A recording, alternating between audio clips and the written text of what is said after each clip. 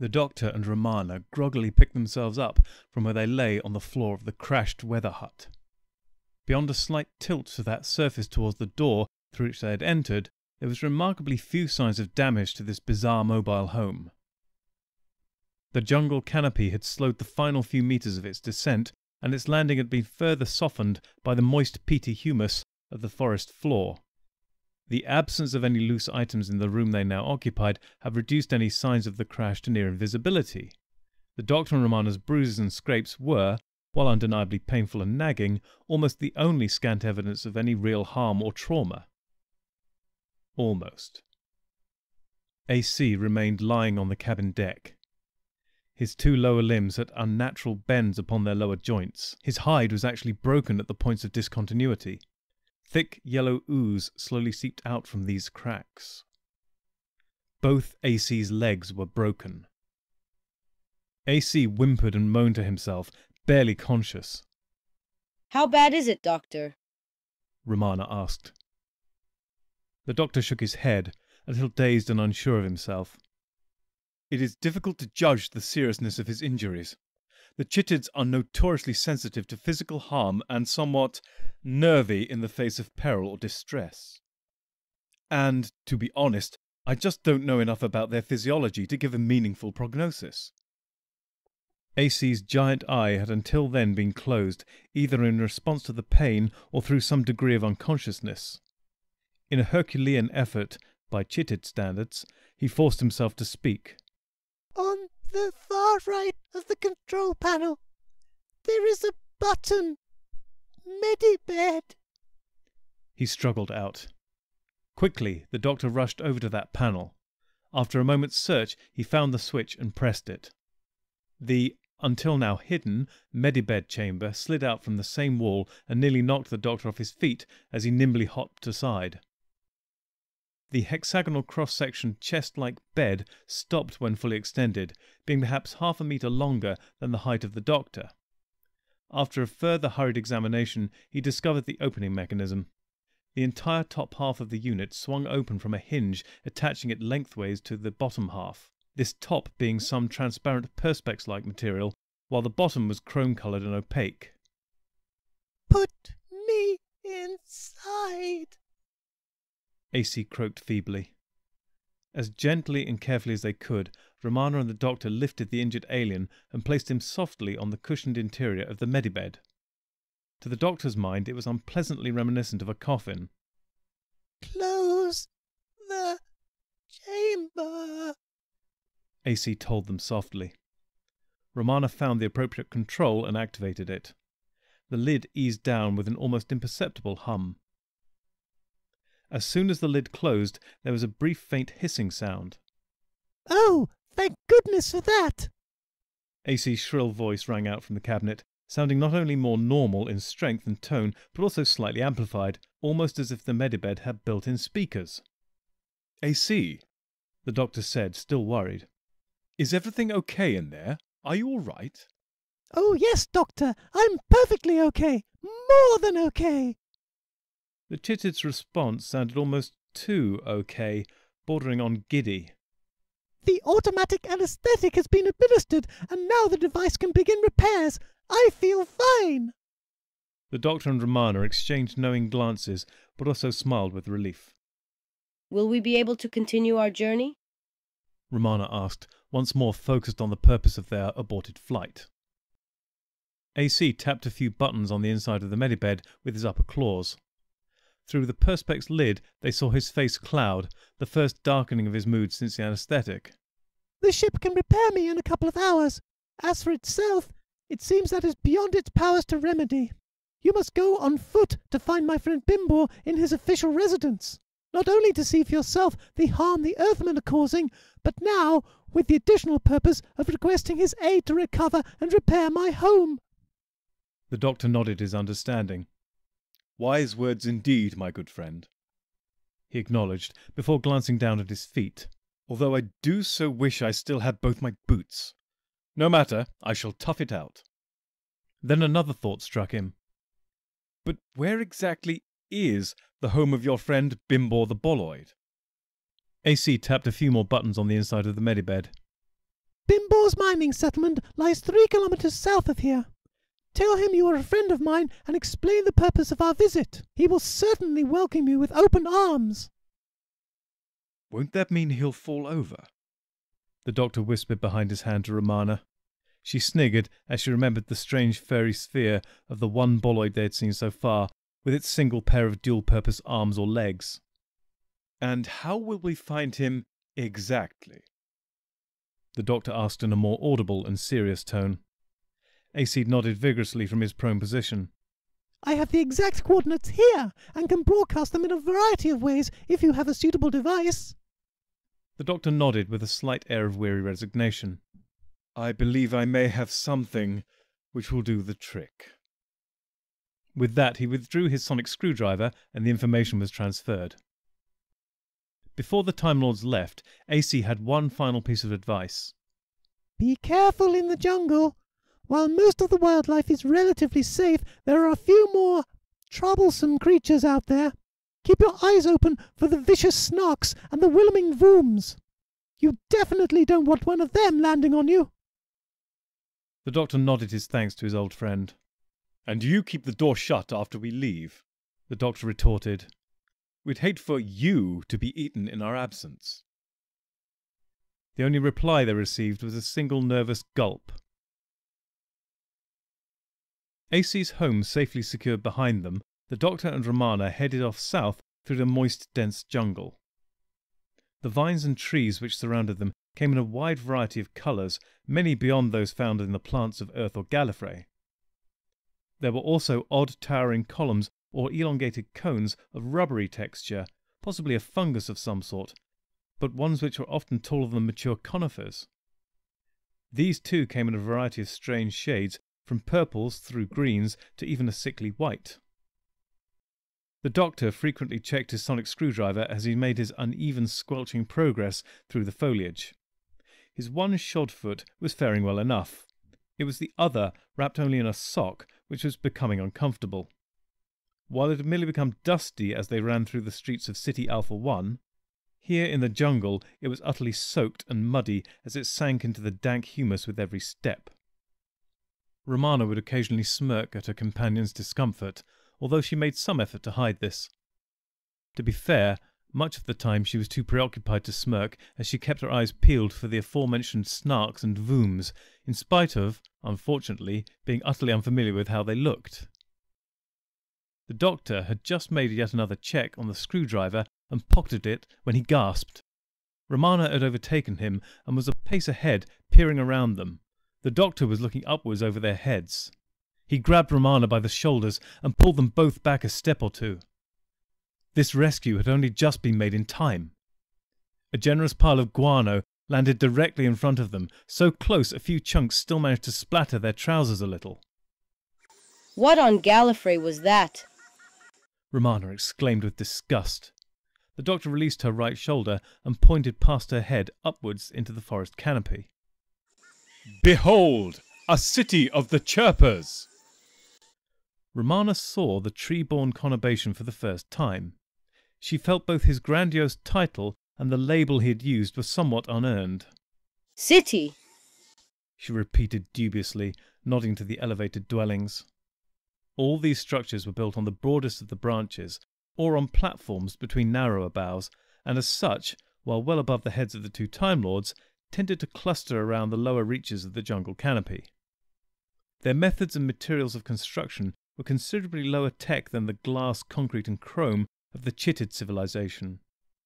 Everything was formed from logs, branches, vines and leaves, the jungle itself further repurposed. The cut limbs were mostly cleaned and prepared to give something closer to treated wood. Upon reflection, mostly might have been an exaggeration. It was not just this treatment of the timber which had a somewhat half-hearted look to it. Every building looked semi-completed, and yet also bore signs of long use, wear and tear, and even neglect. Here a shack-like home would be missing a wall. Another had only half a roof. Yet another had no roof at all. One or two were simply exposed platforms, as if they had progressed to the foundation and got no further. In all cases, it was as though the architect had got distracted, lost focus, and consequently the will or desire to follow through. The fragmentary nature of these dwellings made it particularly easy to observe their occupants. The Doctor and Romana realized they were being scrutinized in return. There was quite a crowd on the branch over their heads, a large broad bough to be sure, but it was not only its size which allowed it to support such a large number of observers. The chirpers were no more than 1 metre tall. The Time Lords realized that this size was reflected in the somewhat ramshackle buildings of the city, perfect for their builders, but the Doctor and Romana would have been hard-pressed to fit inside any one of them, except those with the handy missing walls or roofs. Size aside, the chirpers were the most humanoid-looking denizens of Alpha Centauri Prime so far encountered. Their skin tones varied through pallid pinks to dusty tans, their hair enjoying a similar range of shades, although some sported more jungle green or blue locks. There was something very samey about their features. It was not so much that they were all identical, but from a human or Gallifreyan perspective, there was something generic or forgettable about their blandly mildly attractive or at least inoffensive features. Their skin was very smooth and unblemished, and again, from a human point of view at least, you might think they were all in their 20s, such was the uniform impression of being unsullied or untroubled by the tribulations of the universe. But this smooth conformity also made them instantly unmemorable. There was no one among them who might be described as striking or remarkable. 2 non-human features did stand out, however, albeit with equal intensity across all the chirpers present. They had wings! Gossamer fine and largely transparent, their polythene-like surfaces had a greenish tinge, but could be seen through except where veins, stronger supporting ribs, and some other odd marks stood out against this near-invisible background. These flight appendages, when fully extended, had spans as wide as the chirpers were tall. The second alien feature of note was more subtle. The tips of their noses were dark brown circles, no more than half a centimetre in diameter. These tiny discrete discs, as far as the Time Lords could tell at this distance, looked shinier than the rest of the skins of these creatures. In case anyone was worried or disturbed by the thought that these humanoid aliens were all naked, they were not. Although they were not exactly well dressed either. Much like their other features, their clothes were fairly generic, either light dresses or trousers and shirts, with no particular gender biases in either selection, but little intentional variation in styles. What variety there was seemed to exist solely in the haphazard way most were attached to their wearers' bodies. In common with the construction of their homes, the clothing of the chirpers also frequently looked unfinished, as if the maker had become distracted or bored before completion. As such, many flaps were held closed, or arms and legs fastened simply by knotting vines around the incomplete sections like pieces of string. Now the Doctor and Romana identified the source of their fecal assault and near miss. Squatting on a branch immediately above them, and now a few steps ahead of them, was a female chirper in a light summer dress. She had her back turned and her buttocks were currently exposed. She looked mortified or guilty, and yet this emotion did not seem directed towards the 2 Time Lords. She was surrounded by many other chirpers, who now began to whisper to each other behind their hands in slightly high-pitched voices. The Doctor and Romana caught 1 or 2 snatches of conversation. She missed them. They not covered. That wasn't meant to happen. Did she fail? The chirper bombardier stood and turned to face the same way as her companions, or entourage. She looked agitated and worried by what she was hearing. She pouted her lips forward, looking almost like a duckbill, while opening her eyes wide as if amazed or surprised. This did not appear to have the desired effect, as the tone of the crowd's grumblings remained unaltered. Then she pointed fiercely in the direction of the two Time Lords. Made them jump. She cried imperiously. They ran away. They scared. She continued even more stridently. Further muttering broke out amongst her companions, only now coloured in tones of approval. The doctor leaned towards Romana and spoke behind his hand. You will recall I mentioned there was some debate as to the nature of chirper intelligence. Romana nodded slowly. Yes, I remember. She confirmed, regarding the elevated assembly with a far from warm expression. One of the followers nearest to the head chirper shuffled over to her. This new female leaned in towards the nearest wing of the ringleader. She gently touched the tip of her nose against it, then gave a little twitch of her head and withdrew. She had left a small brown mark on the transparent surface, like a lopsided V or a tick.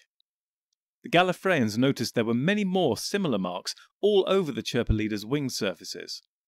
They also saw that all the chirpers had some of these marks, though none in such profusion as the glorious guano giver. More and more of her entourage crowded in to repeat this procedure, while the chirper who had first adorned their leader received one or two of her own from others impressed by her own quick action. The lead chirper beamed with delight, and her whole body quivered in excitement at all the adulation showered upon her. Their society seems to be some sort of popularity contest. Romana noted sourly. The doctor waggled his head noncommittally. Well, perhaps, but it would hardly be unique in that regard, he observed. Romana shook her head wearily. Unfortunately not, she agreed.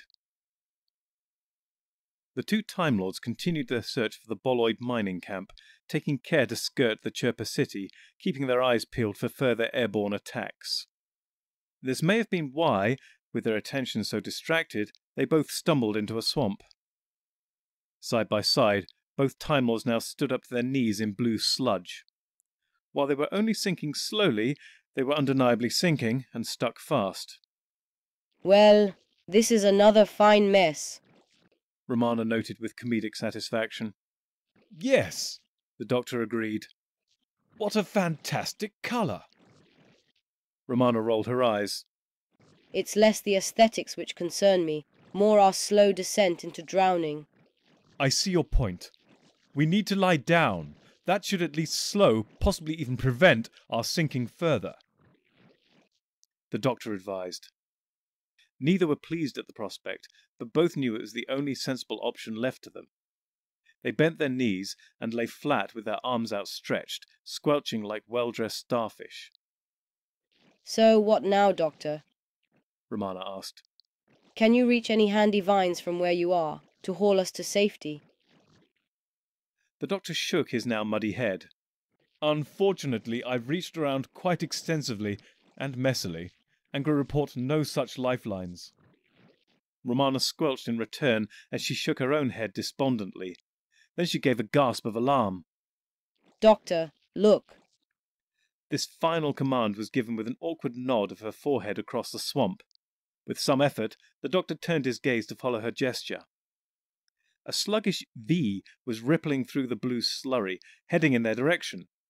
While the wave of the disturbance might have been quite lugubrious, the tip of the V bubbled and frothed energetically and disturbingly. It was presumably the source of the wave and was making substantial progress towards them. Ooh, I wonder if it might be a snark, or even a Willeming Voom, the doctor mused curiously. Romana found her head shaking once again.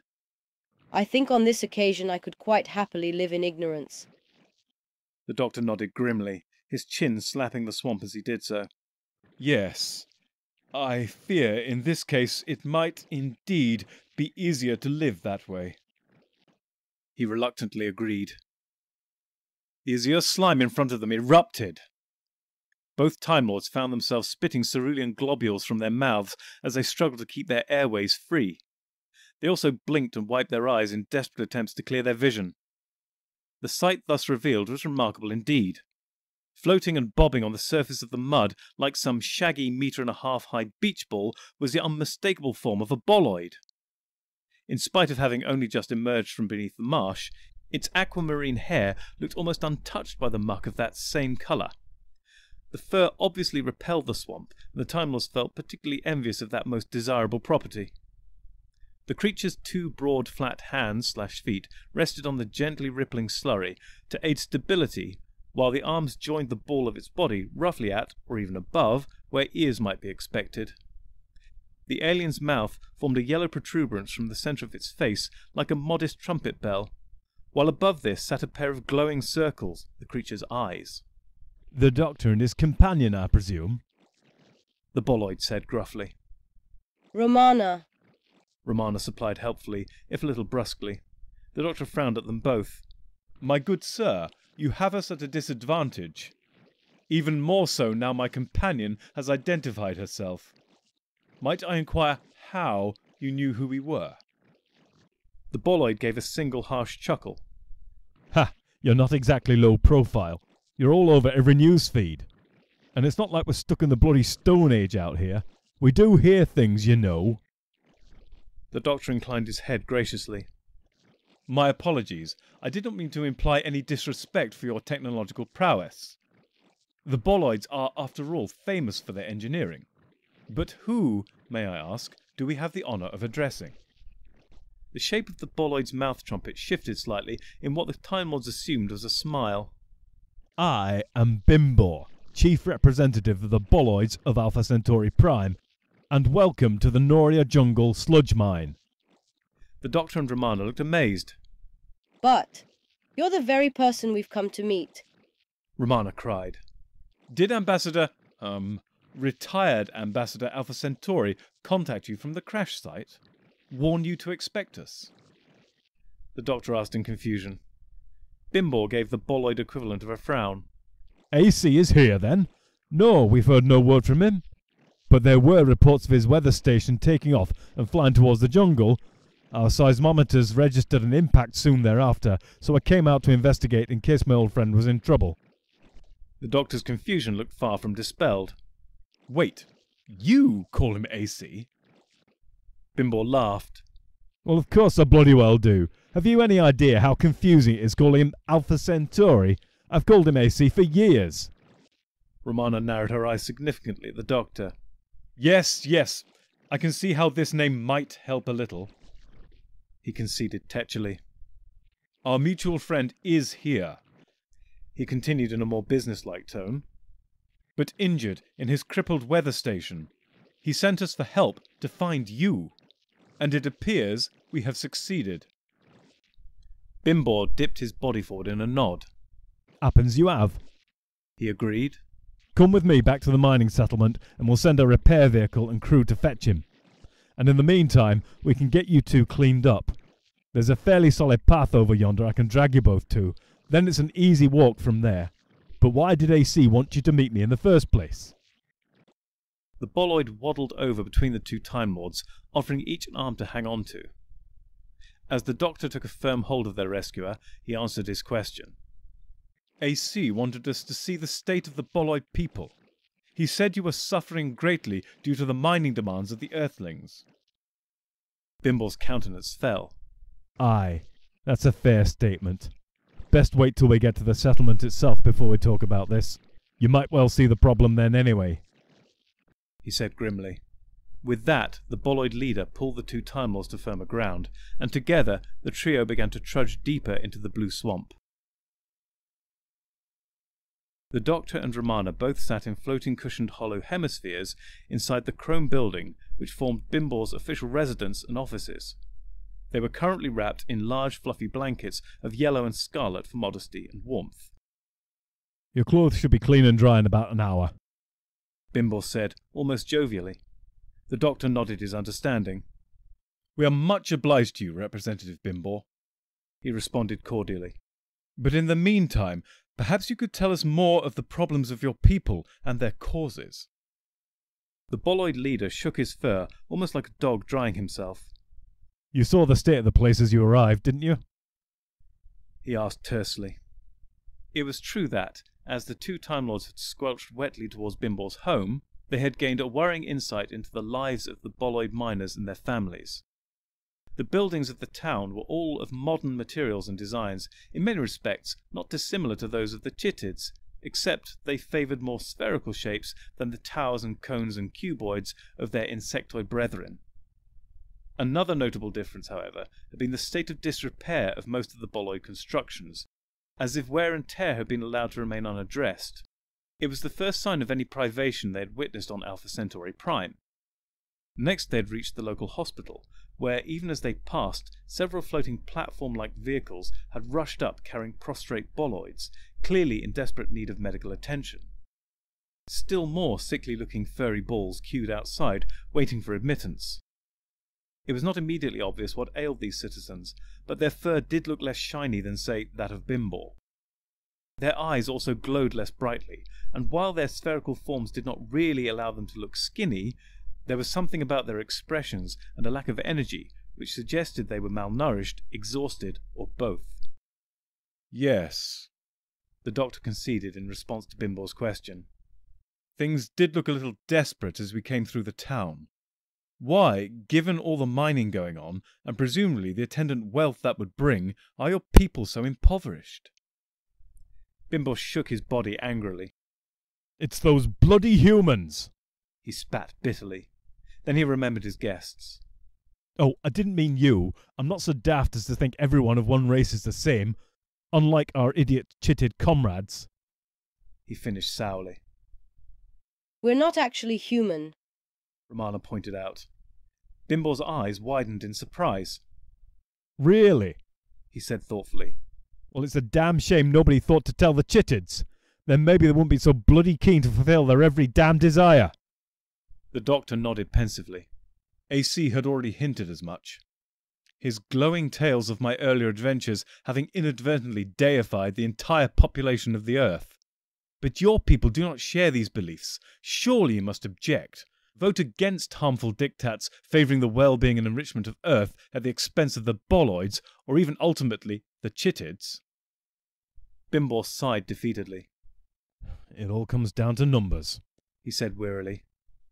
You know the Chittids are long-lived, at least by earthly standards. Well, so are we, the boloids, barring accidents, and therein lies the problem. The doctor and Romana nodded, urging him to continue. My people have been proud miners of trisilicate for millennia, an open-cast but no less hazardous process, taking in the sludge from the swamp you fell in earlier, and others like it. Ah, said the doctor knowingly. It is the trisilicate which gives it its distinctive blue colour, yes? Bimbor's body bobbed in agreement. Aye, and us too. You could say it's in our blood, 'cause it is. And like I said, we're proud of our heritage and live for the work, no matter how hazardous. But that has always meant we've had a slightly higher mortality rate than our more desk-bound Chittid compatriots.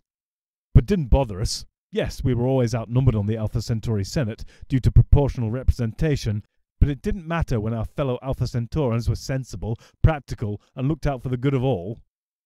The two Time Lords nodded thoughtfully. So, how did earthly demands upset the balance? Romana inquired.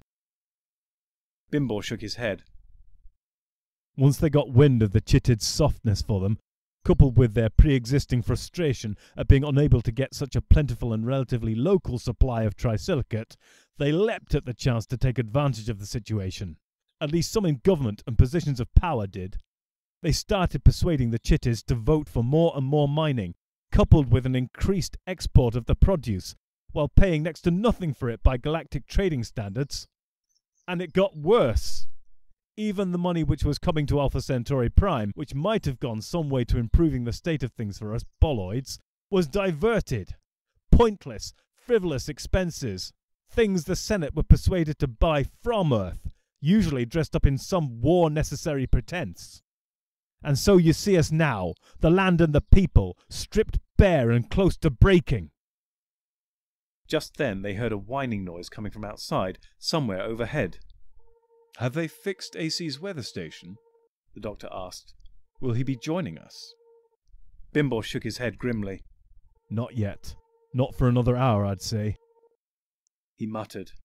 No, this will be the mining consultant from Earth, making a surprise inspection, no doubt.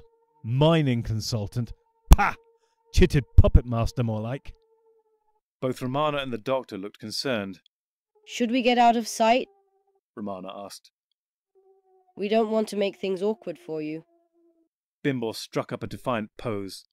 This is my home and my place of office. If he has any objections, I shall tell him where to stuff 'em. Romana turned to the doctor. Might it not be better for us if people didn't know we were here? The doctor looked undecided. Perhaps. Then again, we might gain some useful information from the meeting. Still, we don't need to tell him who we are, if you get my drift. Romana nodded her understanding. The whining had subsided, and it was not long before there was a knock at the door. Bimbor pressed a button which opened it, and in strode the representative from Earth. He was a fairly average-looking human, mid-brown hair brushed back from his receding temples, a pointy beak of a nose, and a wiry frame. He wore a rubbery blue jacket which looked somehow simultaneously work-related, yet showy. The man was grinning in an oily fashion as he entered, but his expression froze as he saw the doctor and Romana. Then his grin broadened, and his eyes grew even more unctuous. "My dear Bimbor," he began, "I had no idea you had guests.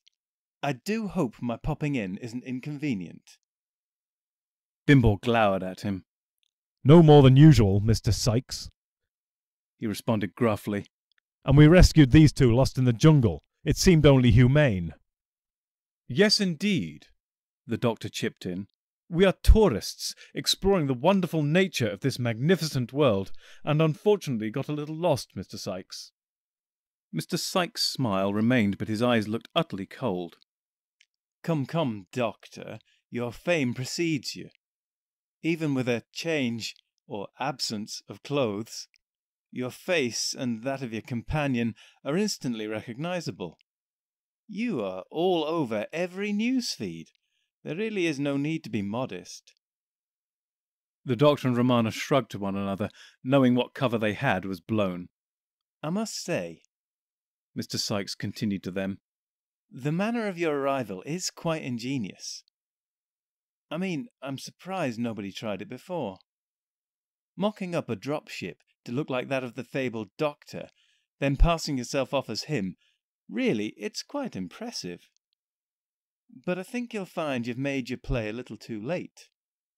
I think you'll find the Chittids now associate all humans with those old tales, not just you, Doctor.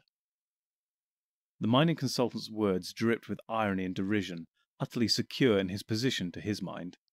Meanwhile, Bimbor seethed with anger. Just why are you here? He demanded angrily. Are you finally going to see your way to giving us the medical supplies we so desperately need? Or the mining safety equipment? Or the shift reductions? Mr. Sykes patted the air in insincere placation. Now, Bimbor, I'm sure your government is spending its money wisely. After all, you are one of them, are you not? The boloid leader seethed once more, but before he could respond, his human tormentor ploughed on. Which is actually why I'm here. I do hope you will attend tomorrow evening's special session of the Alpha Centauran Senate. We will be unveiling the latest wise purchase made by your people from EarthGov's high-tech defense sector. It is a large-scale scanner, specially designed to detect any infiltrators from Galaxy 5. This first purchase will be installed in the Senate main assembly hall itself as a proof of concept.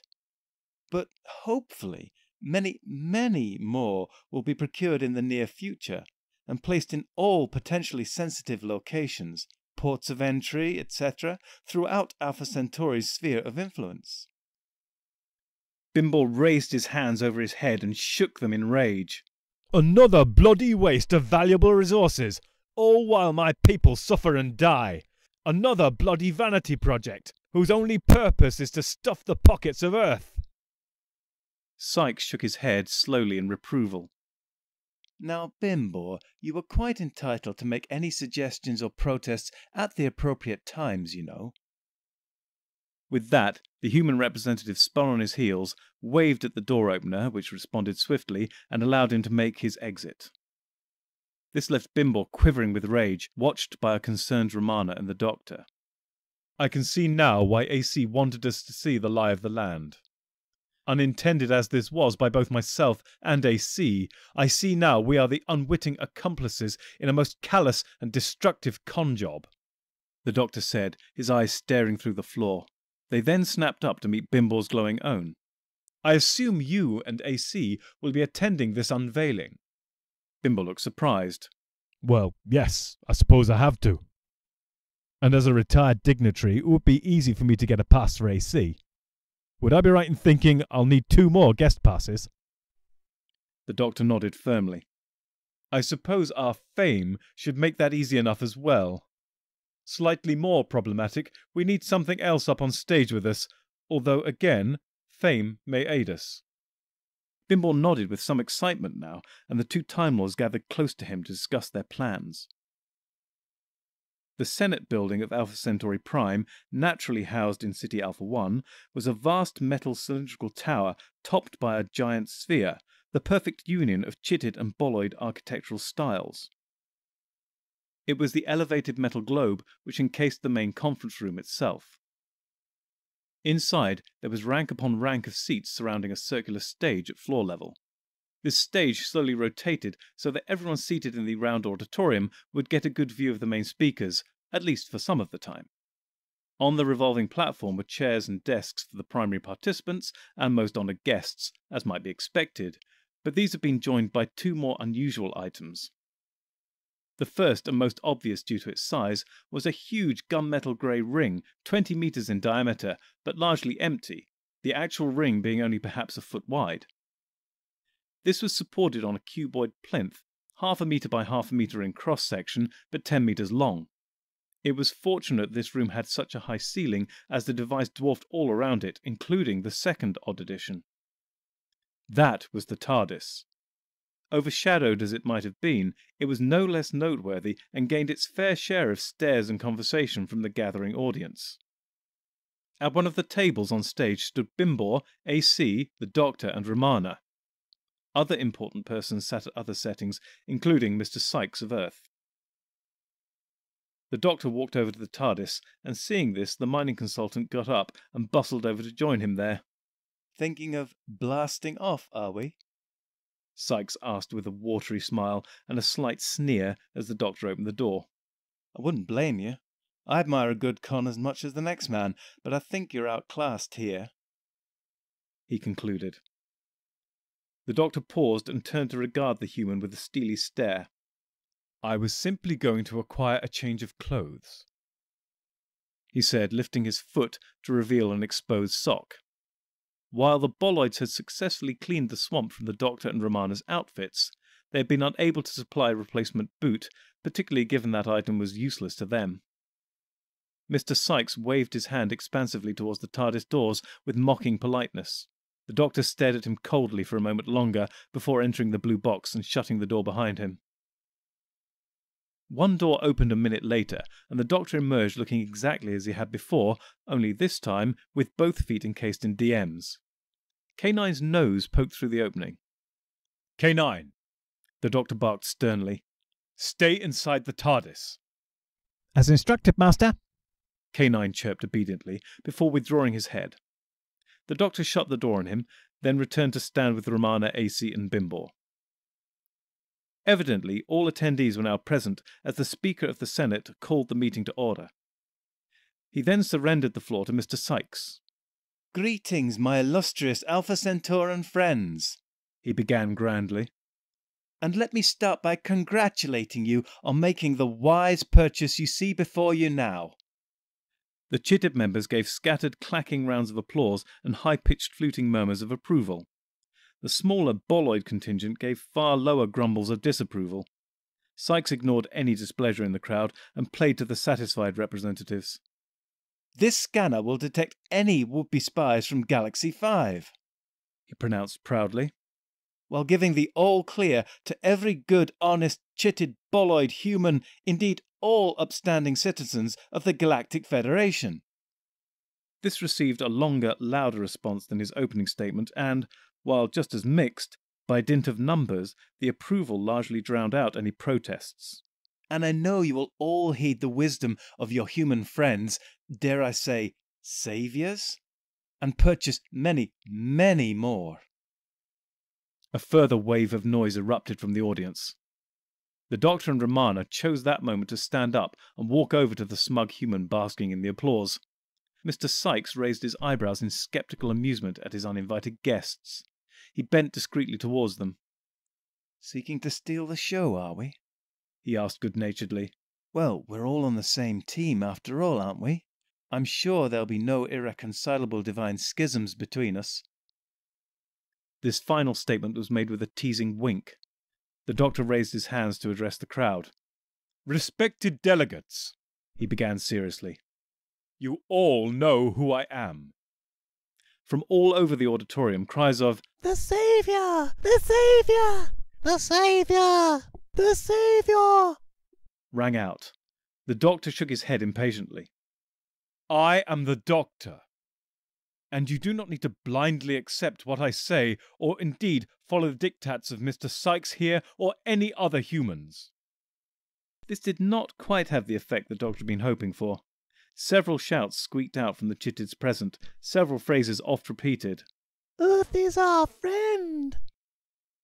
The Earth people only seek to help us. The planet of the Saviour brings salvation. The Doctor is the Saviour." Mr. Sykes leaned in towards the Doctor once more. "It seems your divine influence has been shared amongst all your people. Before you think about mounting a hostile takeover, consider that I have numbers on my side, both here and at home." He whispered warningly, but still amused. The Doctor raised his hands once more to quiet the crowd. "Listen! Listen! You must see what is happening to your world. You chittids cannot be blind to the state of your bolloid brothers. You don't have to toe the party line. You must think for yourselves. You are all individuals." "Yes, The audience intoned back. we're all individuals." "I'm not," A lone chittid voice added. We're not even human. Romana cried impatiently and with mounting frustration. Mr. Sykes shook his head, smiling sadly. "Just watch this," he murmured to the two Time Lords. "Only the Saviour would deny his divinity." A strident chitted voice sang out. "Or his companion." Another added helpfully. "You see," Sykes yelled cheerfully. "we're all just your modest, happy human helpers." K9! Now! The Doctor suddenly shouted. "Master!" K9's voice rang out from the TARDIS speakers. At that same moment, the giant circle of the security scanner roared into life. It looked almost like water flowing in defiance of gravity, rushing from the metal ring through empty air towards its centre. Here, this silvery energy wave met and crashed outwards a little over the heads of the speakers on stage before sinking back. This impossible-seeming vertical wall of water eventually settled and became flat, then began to project an image. The Doctor, Romana and Mr. Sykes were all standing directly in front of this rippling screen. Behind them it showed the trio once more, only now magnified to 3 times their true heights, and also with their internal organs on full display like some giant MRI. There was an obvious difference between the two Time Lords and the human next to them. Their twin hearts could clearly be seen pulsing away, in stark contrast to Mr. Sykes' cold singular pump. This difference, and more besides, must have been just as obvious to the scanning device. It surrounded the two Time Lords' images in red and superimposed a bell icon of the same colour over their heads and began a raucous blaring alarm. K9! The Doctor yelled. Can you turn that down a bit? "Affirmative, Master." K9's voice piped up decisively, amplified through the TARDIS's sound system. The red outline and alarm bell emoji remained on the giant screen, but the noise itself dwindled to become almost inaudible. Romana swung an arm up to encompass the screen behind them. Look, She cried. God and dog might share some superficial similarities, but how they are put together is rather important. The Doctor looked a little pained by this analogy. Really, Romana, did you have to do the whole dog-god thing? It reminds me of something a far more egomaniacal Time Lord of my acquaintance once said. He grumbled quietly with a frown. Romana cocked her head at him. I'm sorry, I didn't realize. Was it the Master by any chance? The doctor waggled his cranium noncommittally. More or less, he replied. Romana then waved her hand again to the scanner. People of Alpha Centauri Prime, look at what your eyes are telling you. The Doctor and I are not of Earth, not even from the Galactic Federation. We have no more in common with Mr. Sykes or any other human than we do with a chirper. A disturbed muttering broke out in the crowd. Oh yes, Romana, the doctor said approvingly. That was much better. The muttering had grown to angry, high-pitched, chitted shouting. A scrunched-up ball of papery-looking substance sailed through the air to land on the floor near the Earth representative. Mr. Sykes flinched, then looked quite panicked when another bounced off his head as still more began to fly in his direction. The chittids were screwing up their programs and name cards and throwing them at the Earthmen in disgust. Meanwhile, the boloids were chuckling and nudging each other while copying the chittids' actions, mostly just for fun, mixed with a little vengeance. The Doctor and Romana backed away from the flinching human in the direction of the TARDIS. At the doors of the blue box, they found AC waiting for them. Doctor, what's happening? Romana asked. The Doctor looked simultaneously concerned, yet pleased. The chittids are a very non-confrontational people. By their standards, this is a riot. AC giggled. I don't think my people will be taking any more help from the humans, and I imagine our Senate will return to one in which the boloids may be equally proud. With this, he took the Doctor's hand in his upper claws. While it seems you may have convinced my people you are not the saviour, He began with a smile to his voice. You have, after all that, saved the day. The Doctor smiled and shook his old friend's upper limbs. Bimbor then shook the Doctor's hand with a mighty one of his own, while Romana received the same treatments from both. Then, with polite bows to the chittid and the boloid, the two Time Lords both entered the TARDIS. Standing now at the main console, K9 at their feet, Romana turned to the Doctor. What do you think AC will do now? Do you think he'll go back to watching the weather? She asked curiously. The Doctor gave a sly smile and shook his head. I feel certain that AC's recent adventures have regenerated the chittid hero. I wouldn't be at all surprised if he returned to galactic diplomacy. Romana pursed her lips at the Doctor. Wouldn't be surprised, eh? More than a feeling, I'll bet, Doctor. She said with a twinkle in her eye. Oh, you know, time is such a tricky thing. He replied with a twisted smile of his own. Romana shook her head indulgently. So, where to now, Doctor? After all, we do have the whole of time and space ahead of us. She asked cheerfully. The Doctor spread his arms wide to encompass the expanse of the main console before them. Indeed we do. So let's spin the wheel and see where we land. With that, he threw the launch lever.